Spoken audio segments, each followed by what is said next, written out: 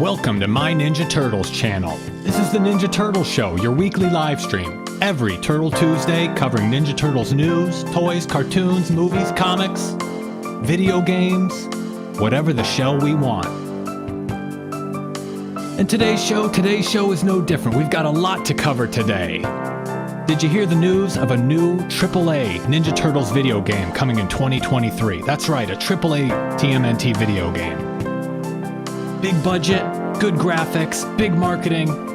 This should be exciting. Also, TMNT Revisited, a fan film, an animated fan film. Really good stuff. Did you see it yet? TMNT Revisited. Also, Rise of the TMNT Movie has been out for over a month. Have you seen it yet? A lot of people have, and they've been leaving reviews on IMDB, and I wanted to review the reviews of Rise of the TMNT Movie with you. Also, I wanted to talk about some trends, some Google trends. I wanted to look at some data about the search history around Ninja Turtles. Sounds a little boring, but I think it might be more interesting than you think. And also, we're going to look at a Where's Waldo style drawing with all the Ninja Turtles characters, so I think it should be a really fun show. Buckle up.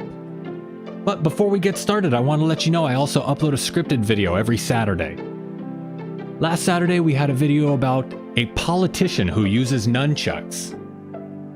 And this Saturday, we have a video about a 4-foot-tall custom Raphael action figure. How cool is that? So make sure to tune in on Saturday for the uploaded scripted video.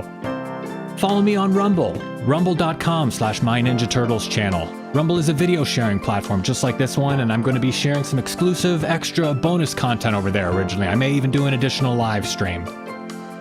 And of course, give the video a thumbs up, subscribe to My Ninja Turtles channel, tell a friend, turn on notifications to see when I post a video.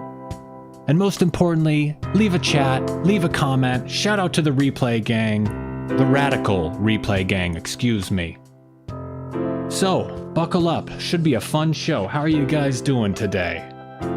Let's check the chat. Let's check in with the chat. Who do we have today? Well, technical difficulties right off the bat. I'm seeing Mr. Turtle, Tyrun, Gen X, Gator. How's it going, everybody? Let me see if I can add this chat while we're talking here. How's it going, Lightning Godzilla, Pickle, WAP, Track? Well, we're gonna get this chat figured out, and we will get started pretty soon. Happy Turtle Tuesday. Lot to cover today. I was feeling ambitious. I included about 7 things on our little agenda today. Ah, there's the chat. Problem solved. So we've got a lot to get to. It's going to be a full show. It's going to be a jam-packed show. And before we get started, I wanted to follow up on a couple things from last week. Last week we talked about the Armageddon game, of course. Big event in the Ninja Turtles comic books. It's an upcoming storyline, an upcoming story arc. It starts September 28th. It's going to last about a year. It's going to be a year-long event, and it's going to be around 20 issues in total. And in addition to the main comic, there's going to be about 8 or 10 issues in the main comic, and then a 2-issue opening moves miniseries, plus an 8-issue.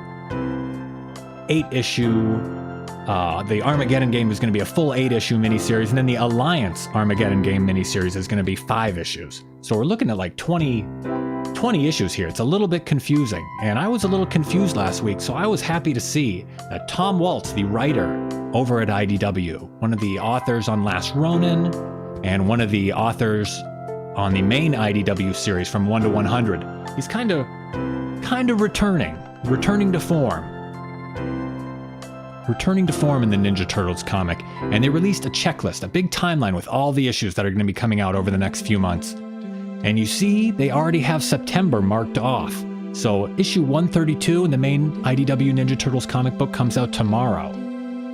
And then we're going to have the Armageddon game #1 coming out later this month, September 28th, just a few Wednesdays from now. So if you were confused about the schedule, you were confused about the timeline or the number of issues coming out, Tom Waltz just solved all of our problems, so that's really cool stuff, and I'm definitely looking forward to it.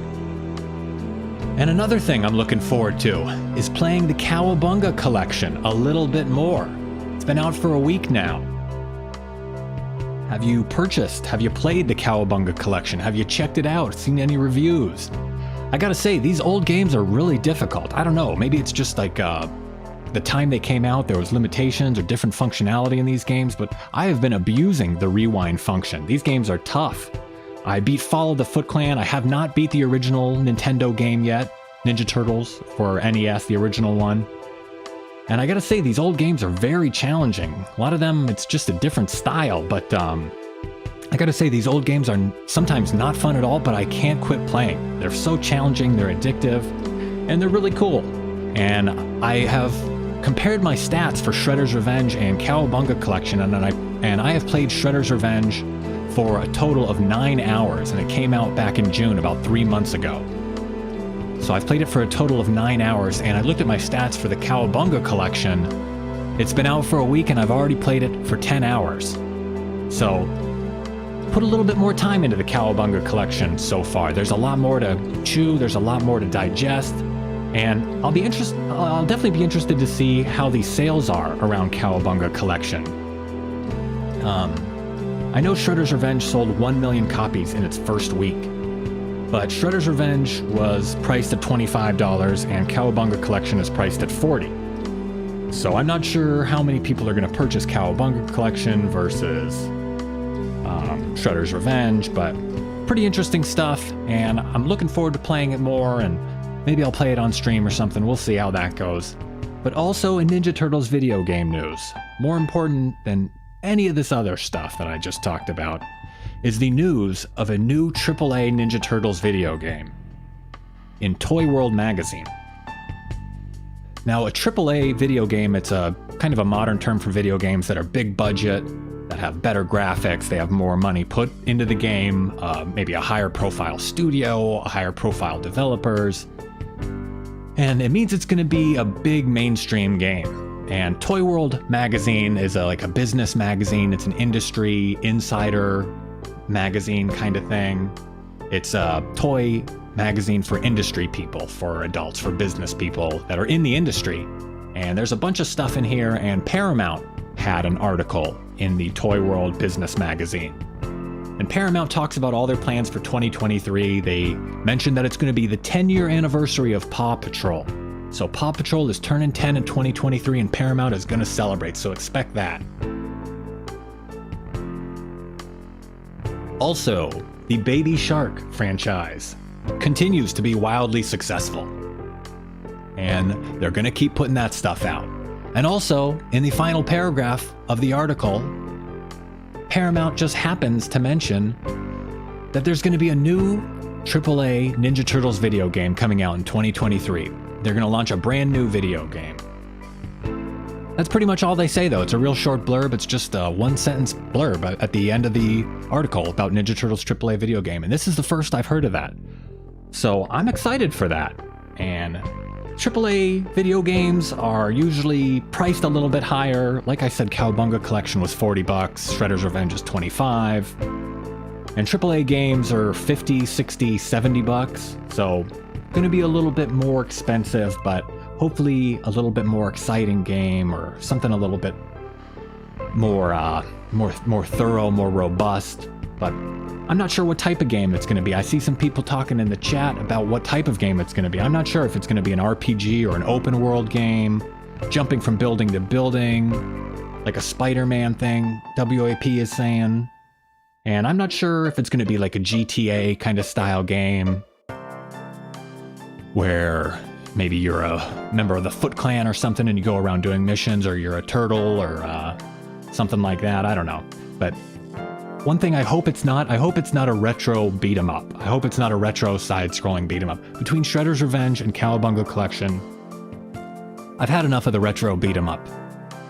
I've been getting beat up a lot over the past week. About 1 million foot soldiers have beat me up and punched me in the face over the past week. So I'm getting a little bit sick of that. I might like to enjoy something a little bit different. So maybe an open world game, like you're saying, like an Arkham game might be cool.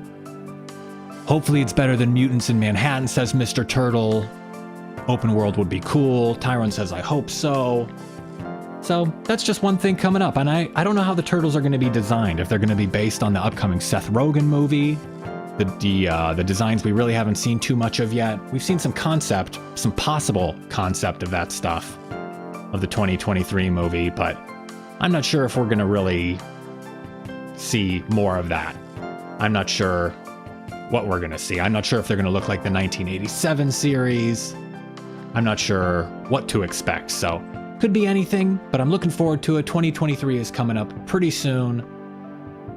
And I'm going to play that game too, whenever it comes out. I played Shredder's Revenge, I played Cowabunga Collection, and I'm playing this new upcoming AAA Ninja Turtles game whenever it comes out. So maybe it'll be based on The Last Ronin, who knows? Maybe it'll be based on the 1987 series. It'll have that classic look, but it'll be a modern game. We will have to find out. We will wait and see. Well, next thing on my agenda here. Rise of the Teenage Mutant Ninja Turtles. The movie came out August 5th. It's now September 6th. It's been over a month. Watched the movie again. I enjoyed it again. I think it's a good movie. I think it's a great movie. In fact, I think this movie was the best part of the rise of the TMNT franchise. I think the movie was the best part. And then I think the 30-minute episodes, and then the half hour, the 11-minute episodes. And then finally, I saw they've been releasing some 90-second shorts, and those come in last for me. So it seems like with Rise of the TMNT, the longer the project is, the more I've enjoyed it. Maybe the longer storylines, the longer episodes were more dramatic. They tried to put more into it. They treated them with a more cinematic kind of touch. We'll see. But the thing I wanted to talk about, the Rise of the TMNT movie, is all the crying in the movie. There was an awful lot of crying in this movie. I watched it again. I didn't realize it. And there's a lot of crying in this movie. So the first crying happens from Casey Jones right in the very first 5 minutes of the movie. And it's a little sad. I mean, it's a lot of these crying moments are earned, of course. They are sad moments, they're dramatic moments, but it's an awful lot of crying. So within the first 5 minutes, you get to see Casey Jones crying. It's a brutal scene. So I'm not trying to goof on the crying or anything, but just pointing out that there's an awful lot of it. So the next time someone cries, it's Donatello. And he cries on his own right before he and Michelangelo cry together. And it's a little bit of a zany crying, but they are crying. And the crying is kind of used as a shorthand for an emotional moment. Instead of building up the emotional moment, they just show him crying and you're supposed to infer that it's a sad moment. It's like an audience laugh track or something. You hear the audience laughing, you think, okay, that was a joke, maybe I should laugh too. Next up, you have Michelangelo crying when he's yelling at the Krang. Michelangelo is yelling at the Krang. And he starts crying. It's an emotional moment, and then they capture him and he cries some more. So the Krang captured Michelangelo and he cries. And this is a real sad part in the movie. Raphael is taken over by the Krang at this point as well. And at a pivotal point in the movie, Raphael starts crying. And that kind of breaks the spell the Krang had on him. So the Krang took over his body and mind, but if he just cried, it breaks the spell and he can break free. And Raphael cries because Leonardo says, "I'm sorry." So Leonardo apologized at a pivotal point in the movie, and then Raphael cries and they break the spell of the Krang. So the whole movie, the whole crux of the movie, it pivots on that one scene where Leo says, "I'm sorry," and Raphael cries. And then Casey cries a little bit at the end of the movie too. He's going through his own thing, maybe time travel. It's probably tough on you emotionally, so he cries a little bit. And then in the background, you can see that Donnie and Mikey are crying as well a little bit later in the movie. So there's definitely a lot of crying, and not making fun of it or anything, but there was, I think, 10 or 12 crying episodes in the movie. It's an emotional roller coaster. And here at the end, at a really sad point, Leonardo cries as well, and he smiles, he looks at the picture of his family, and he cries as well. And then April cries at the end of the movie, and honestly, I don't even remember why she cried. I think maybe she got wrapped up in the emotion of she was going through her own thing. And then Donnie cries too. And then at the very end of the movie, Michelangelo cries again when he opens the portal. So there's an awful lot of crying. And I just wanted to point it out. There's more crying in this movie than in Titanic. There's more crying than in The Notebook. It's just, it was a little much when I watched it the second time. The first time, it was nice, but I think maybe if they reduced the crying by 50%, there's still 5 crying scenes in the movie, and it's still, maybe it would pack a little bit more of an emotional punch if they reduced the crying in the movie, just a touch. So the next thing I wanted to point out that felt a little bit off to me in the Rise of the TMNT movie was the line that Leonardo says a couple times in the movie. He says, "Hope is a ninja's greatest weapon.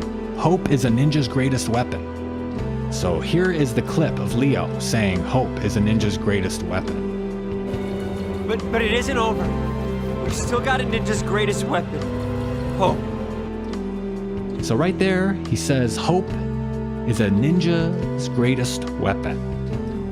And I didn't understand that. I always thought that stealth, the element of surprise, was the ninja's greatest weapon. I thought that was the whole thing of being a ninja. Is they sneak around in the dark, they wear the dark clothing, and then they attack people before they're even seen. So I didn't understand that hope is a ninja's greatest weapon, and it gets repeated a little bit later in the movie too. Casey kind of says it back to young Leo instead of future Leo. We still have hope. A ninja's greatest weapon.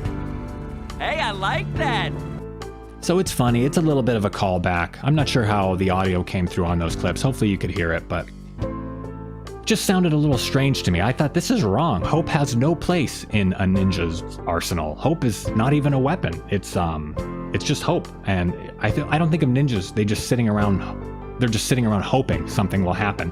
Ninjas plot and plan meticulously. They don't need hope. They have poison and knives and all sorts of weapons. They execute and assassinate people.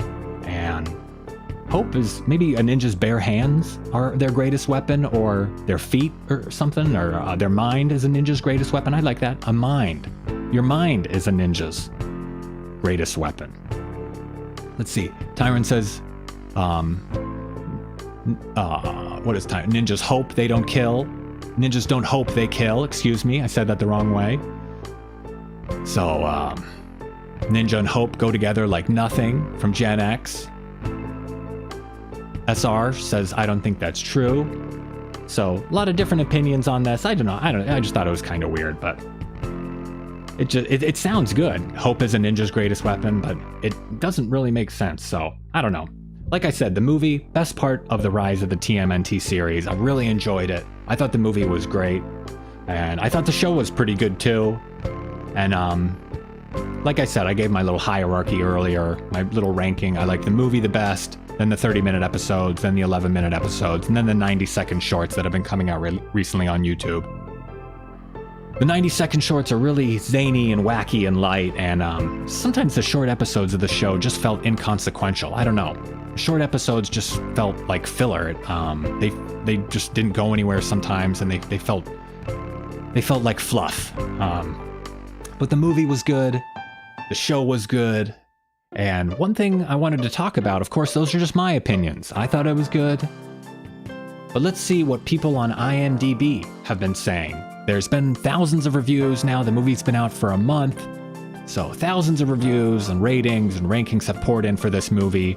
And you can see it says 3,700 people, 3,757 users have given this movie a weighted average vote of 5.8 out of 10.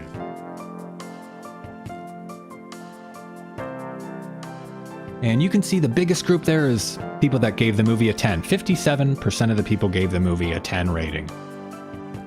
And if you take away the ones and the 10s, you can see a little bump around 6 and 7. If you didn't give the movie a 1 or 10, it was pretty likely you were going to give the movie a 6 or a 7. So it's neat to see that little bump around 6 or 7. And the way the ratings are distributed, people loved it or they hated it, and a lot of people kind of rated it in the middle. And one other thing that IMDb gives rankings, they give the demographics for the rankings too. They give males and females, and they break it down by age as well. They have less than 18, 18 to 29, 30 to 44, and 45 plus, males and females and all. And I'm not sure exactly how they calculate these totals. Some of the numbers don't line up. Let me get my little mouse here. You can see it says 5.8 from 100 females. That's what that means. and then 5.7 from 917 males, but 100 plus 917 does not equal 3,757. So I'm not sure how they compile these numbers or anything. I'm not sure how they do these averages, but one thing you can notice is the movie is popular with younger people. The younger you are, the more likely it is you like this movie. Less than 18 gave the highest rankings for this movie, so the young people definitely like the movie. In fact, young females under 18 gave the movie a perfect 10. Unfortunately, only 3 of them gave the movie a ranking, so very few young females saw this movie, and the ones who did liked it very much. And the ranking and age category with the most number of people is over here from 30 to 44. It's men. Males, 30 to 44, 567 reviews, and they gave the movie a 5.5. So that's the biggest category. That's probably the target demographic. Young boys and boys in their teens, men in their 20s and 30s, the original Ninja Turtles crowd that got into it in the 80s. I guess they're 30 to 44 now, that original crowd, and they probably have kids of their own. Even their kids are probably in their teens now. Even millennials' kids are in their teens. So this group is growing up, and they're still making the movie aimed towards young people, I guess. Young people liked it the most, and it is geared toward young people. It's not meant for older people, it's meant for kids. And that's what makes it fun, that's what makes it light. And the next thing I wanted to show you, I thought those rankings were really interesting. Young people liked it more than older people. And the next thing I wanted to show you is comparing those rankings for the movie and the demographics for the movie compared to the show. So the rankings for the show are a little bit different than the ratings for the movie. You can see that there's no bump around 6 or 7 for the show. The show is just 1s and 10s. The show is apparently a lot more polarizing than the movie. There's a lot more 1s. There was only 5% 1s for the movie, and there's 17.5% 1s for the show. So overall, the show has a lower ranking. 3,888 users gave a weighted average of 5.0 out of 10. So 5.0 compared to 5.8, the movie scored a little bit higher. And if you didn't give it a 10, you probably gave the show a 1. And the demographics are ranked pretty much the same way as the movie. Young people liked it more, and it looks like females rated it a little bit higher than males, even though less of them watched it. So with all the crying and the saying I'm sorry and the additional crying, maybe the movie, they were going for that female audience. They were going for all the girls that like Ninja Turtles. Maybe they're trying to tap into the other 50% of the planet. They already have all the boys locked in. Now they're trying to get the girls locked in as well.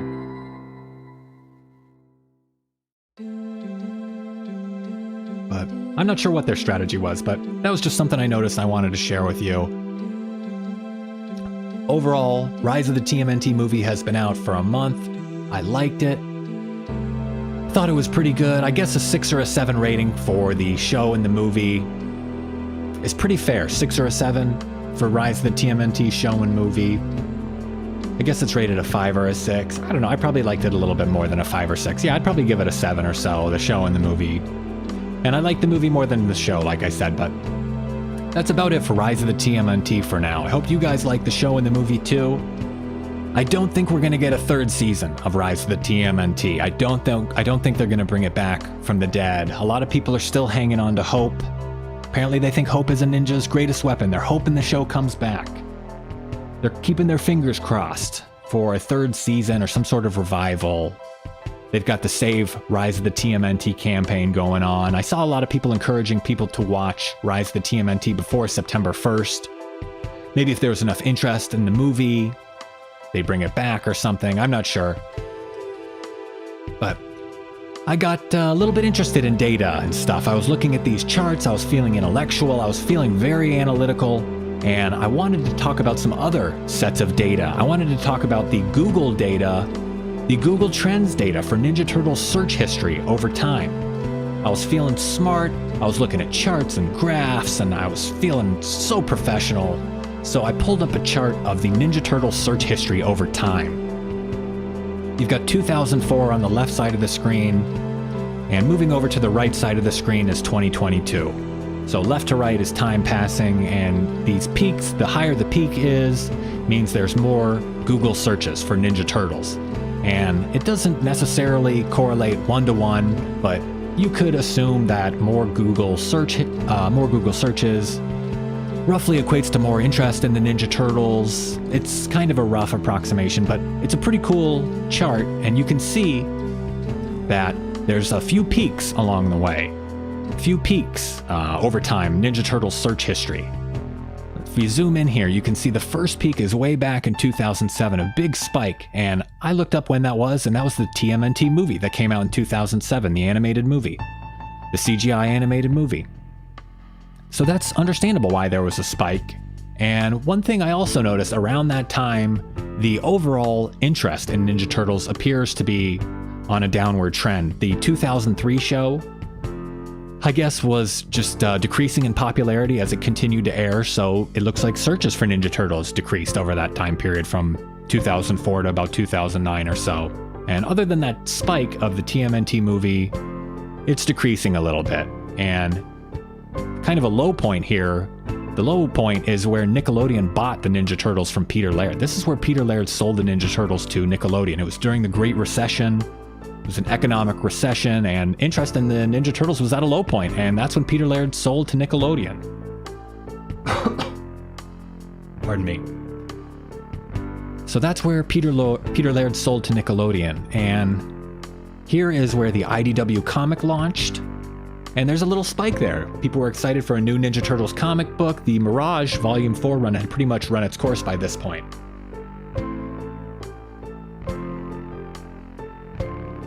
It was on hiatus, so that's where the IDW comic book launched way back in the fall of 2011. And you can see where the 2012 show launches. It's a huge rocket. There's a ton of increased interest and popularity of the Ninja Turtles, really for the whole duration of the 2012 Ninja Turtle show from 2012 through 2017. There's like this big chunk. There's this big plateau of interest from 2012 through 2017 when the show aired.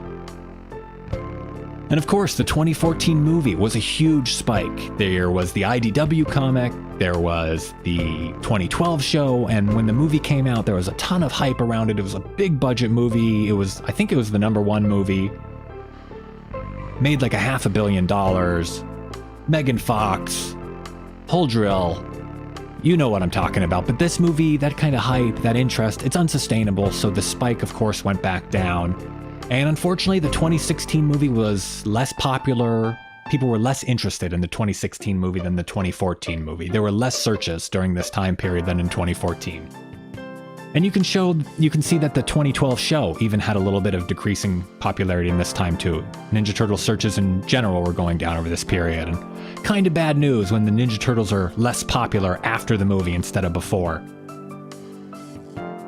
And a little bit of a lull for a few years, 2017, 2018, 2019, a little bit of a lull.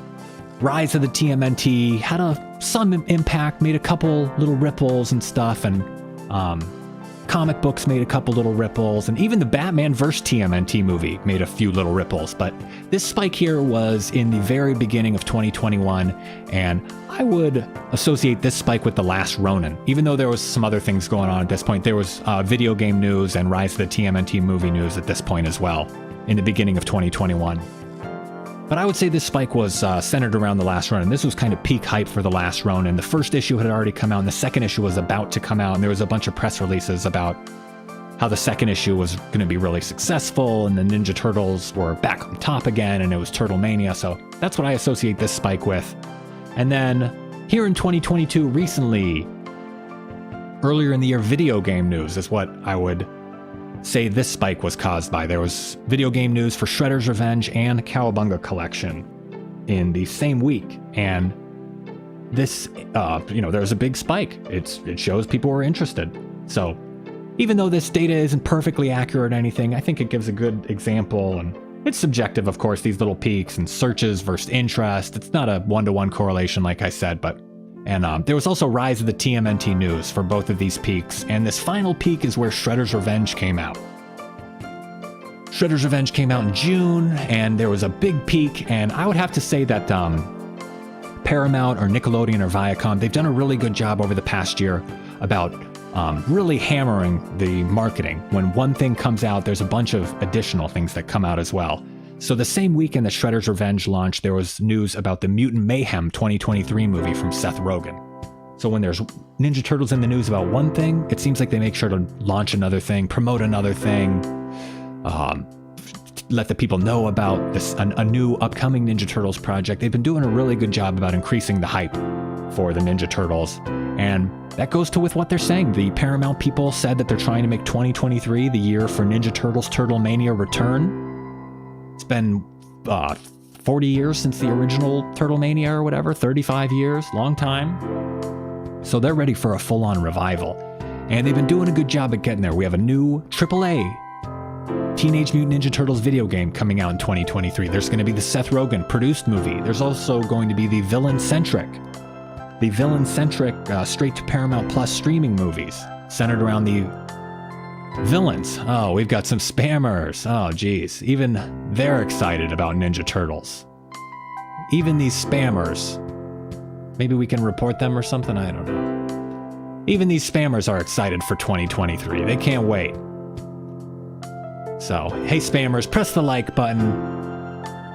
Hey spammers, what's your favorite Ninja Turtle? Even they're part of the Ninja Turtles community. Well, that's unfortunate, but hopefully we get them out of here. Unfortunate, but...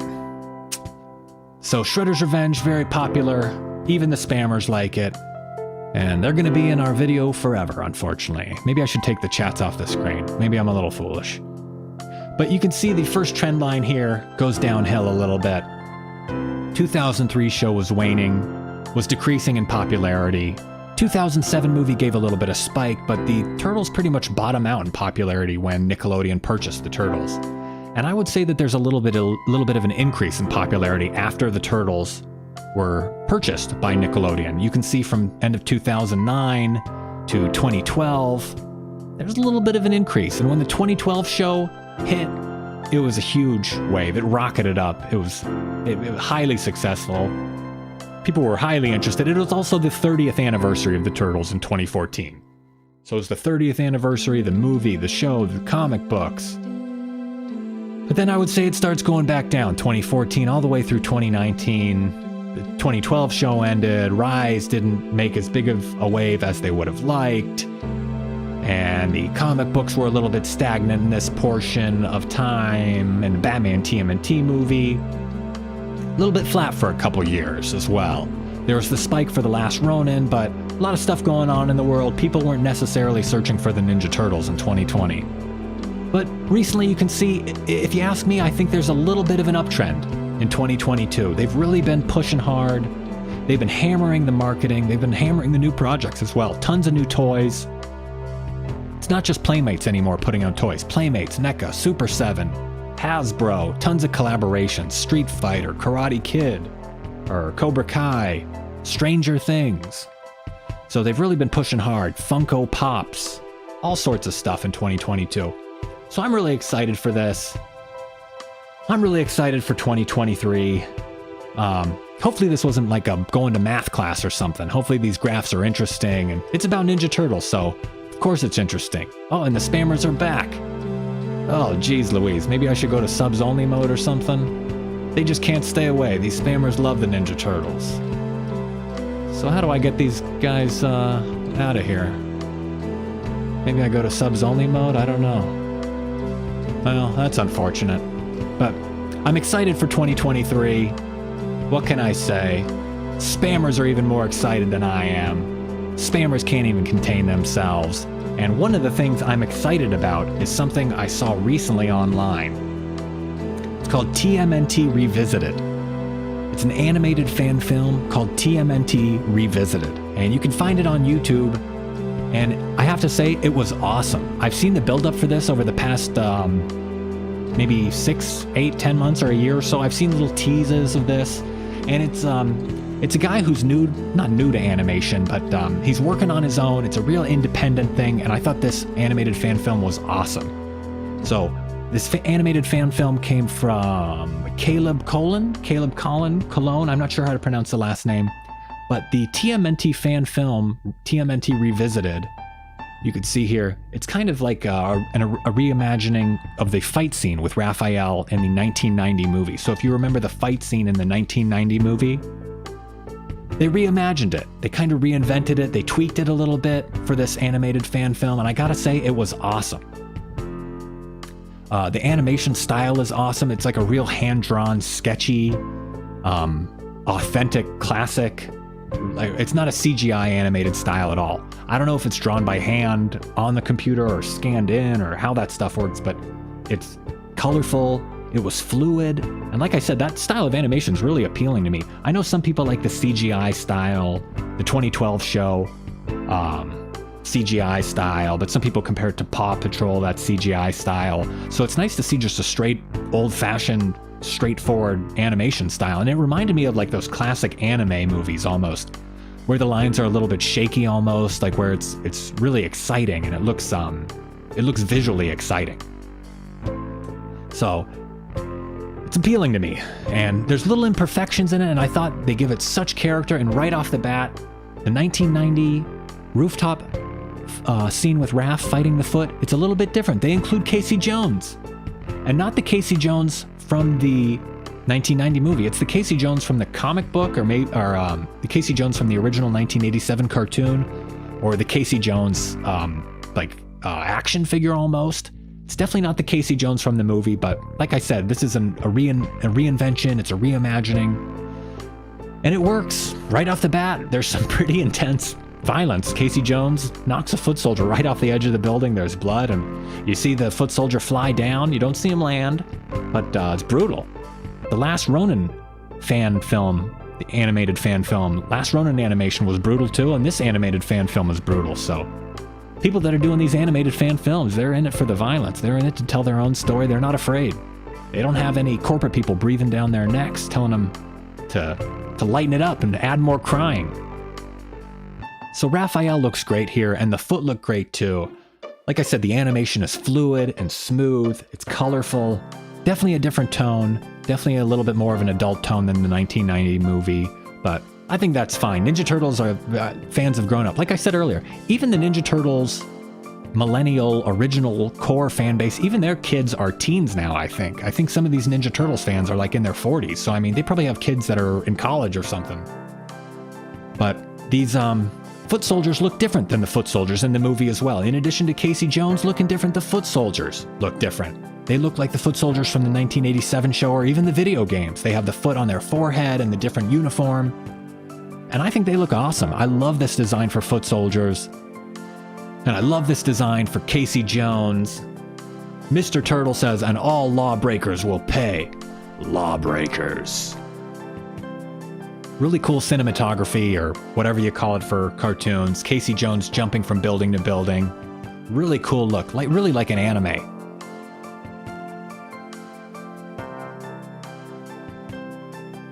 And Raphael looks cool too. Like I said, that sketchy hand-drawn style is really appealing. It looks so cool in motion. These screenshots really don't do it justice. I wish this fan film was longer. It's only like 3 minutes long. And here you can see the multicolored foot soldiers. And someone, SR Striker, said maybe a female foot ninja. I thought the same thing when I saw one of these Foot Clan foot ninjas here. Let me get my turtle out of the way. You can see the foot soldier on the left kind of has an hourglass figure, larger hips, and maybe the chest or something. I don't know. Maybe it's just a shapely male. Maybe it's just a very petite, shapely male wearing a pink foot soldier outfit, but maybe it's a female foot ninja. Who knows? The Foot Clan is an equal opportunity, and they offer equal opportunity to everyone. They don't discriminate against females in the Foot Clan. As long as you can get in, they'll let you in. Very strict requirements, though, as we saw in Secret of the Ooze. So these foot soldiers look awesome. They've got cool weapons. They've got cool outfits. And overall, this animated fan film just felt cool. It felt like the Ninja Turtles. It was unique in all the right ways. It was daring in all the right ways. It paid tribute to the original 1990 movie in all the right ways. And overall, I have to highly recommend this animated fan film. From Caleb Collin. I give you a big, like 10 out of 10 for this. This was really well done and really cool. So I highly recommend everyone go check out this guy, Caleb. He puts all his socials and stuff in the credits of the video, and he's responsible for everything. He got the music from someone else, and he gave credit to John Duprez, who did the original soundtrack for the original 1990 movie. And other than that, he did everything else. So he even does some voices in the movie. So hats off to Caleb. This animated fan film was awesome. TMNT Revisited is what it's called. It's on YouTube. It's available. This fan film stuff is awesome. Fan films are getting really good. And it's really cool to see this stuff. And like I said, it only had 30 views. So this thing is like criminally underviewed. Go follow Caleb. Go follow Caleb. Go check out TMNT Revisited. Wish it was longer. Very nice job, Caleb. And the next thing I wanted to talk about, speaking of fan... Oh, before we move on, let me show you a clip from the... little clip from the fan film. Really awesome stuff.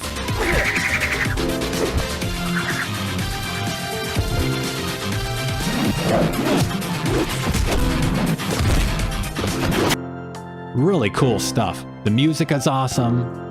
The music is bumping. It's really kind of tough, dramatic music. And the animation style is fluid and smooth.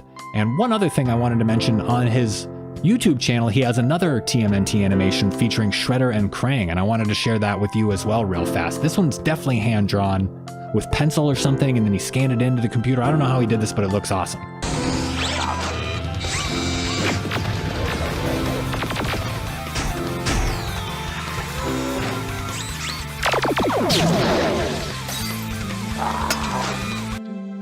So this guy is awesome. Like I said, Caleb, very nice job. Let me put the chats on screen. The chat agrees. The chat thinks you did a great job. So very nice job, Caleb. I'm sure even the spammers would have liked your animated fan film. Even the spammers. They'll probably be spamming on your video next.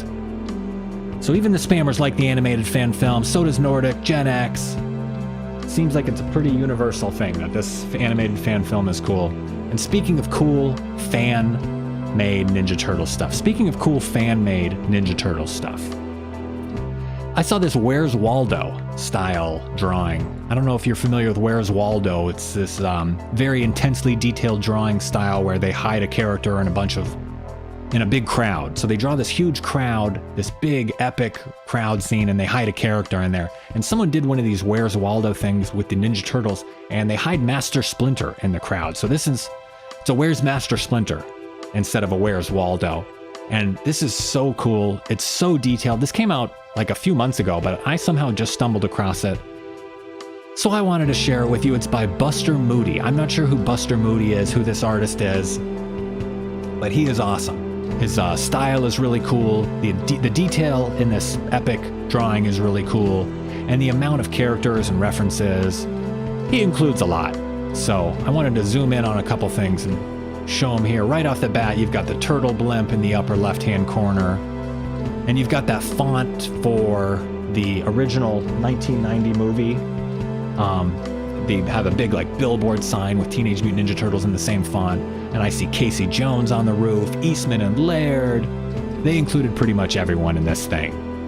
Nordic Frost asks, can I print this? Yeah, if you check out Buster Moody, he posted a high-res version on Twitter. So check out Buster Moody on Twitter for a full high-res version. Buster Moody. And I'll give it a plug again at the end. But yeah, feel free. I mean, I don't know, it's his thing, but feel free to download it. I downloaded it. But yeah, you can see the Punk Frogs, Mondo Gecko, Kino is in the crowd. I see April, Joe Eyeball, and Muckman. You got Pizza Face right in the center, Leatherhead, Man Ray or Ray Fillet, Baxter Stockman. This thing is so amazingly detailed. I don't know how it's showing up on stream, but it probably doesn't do it justice. And you've got Michelangelo here in the center of the screen. He says, hey, where's Master Splinter? So that's who you're supposed to find. Instead of looking for Waldo, actually Waldo is also in this picture as well. So you do need to find Waldo, and you also need to find Master Splinter. And you can see Donatello on the right side of the screen. He has a gap in his teeth like the 2012 show. So you can see Donatello there. But he has two toes, so he's kind of like the 2012 show, but kind of not. This guy definitely put his own spin on it. And I think it's really, really cool. Nordic Frost says, looks like it would be fun to color. I thought the exact same thing. This thing would look amazing in color. It looks great in black and white, but in color this would really, really pop. Gen X pointed out Fugitoid, classic Ninja Turtles character. And you can see Cuddly the Cowlick in the center of the screen here at the top. Cuddly the Cowlick. And you see Shredder yelling, "Find the rat!" And if you look to the left of Shredder, down and to the left, you can see Ice Cream Kitty from the 2012 show. So what a fun little Easter egg in a sea of Easter eggs. That's a fun one.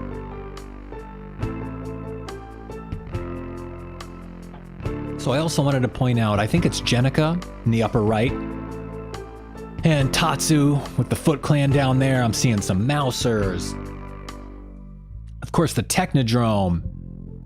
You got Raphael fighting Bebop and Rocksteady. I'm not sure what the resolution is showing up like on your screens, but like I said, check it out on his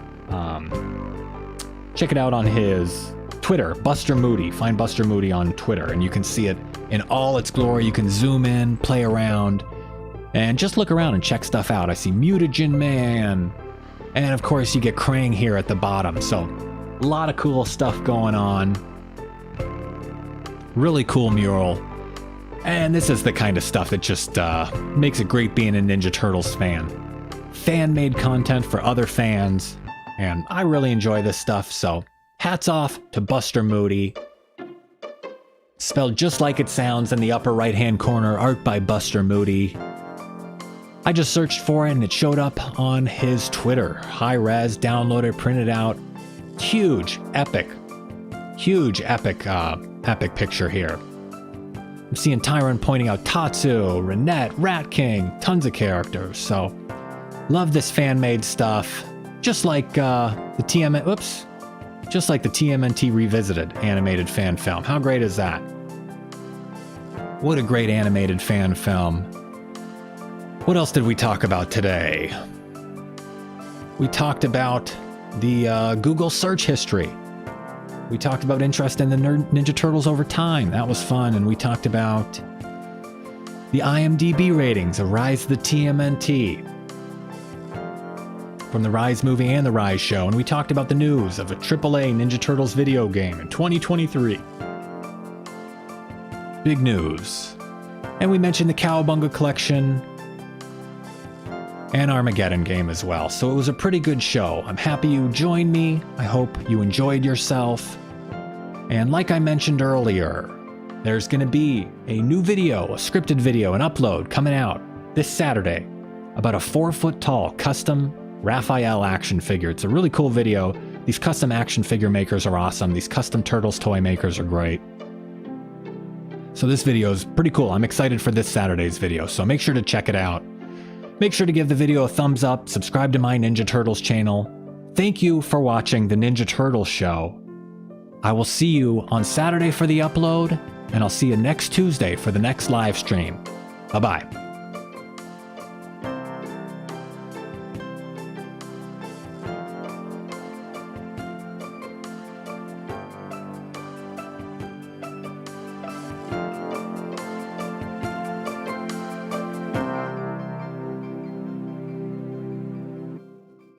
Thanks for watching. Feel free to leave a comment and share this video. Make sure to give the video a thumbs up and subscribe to the channel for more Ninja Turtles videos like this.